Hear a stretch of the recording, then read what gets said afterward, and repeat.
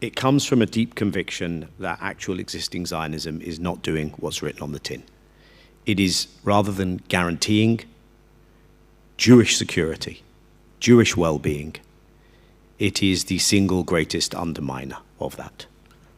The most dangerous place to be a Jew today is in Israel. I would argue that in a time where there is, driven by many different things,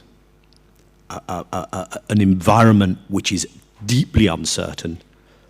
probably the biggest driver for Jewish insecurity overseas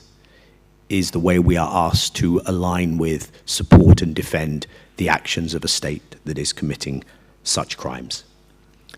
And so for me, the way I can be most faithful to that background is by being on this panel. And it links into what you said, because I think where this comes together, and I know it's difficult for people to digest this at a moment where we are seeing what we are seeing and what is being done, but where that it ties together is that new project can also change the dynamic in terms of how you wrong foot and show that there is a better way forward also for Jews and Jewish Israelis, which does actually offer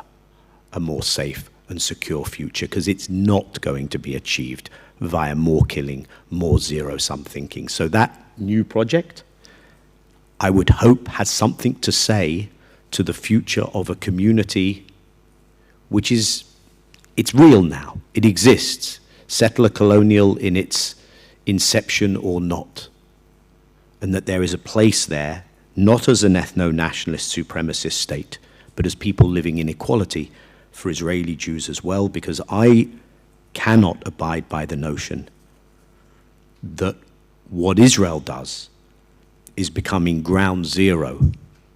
for new levels of inhumanity and for tearing down the international legal and institutional architecture that in significant measure was put in place after the Holocaust.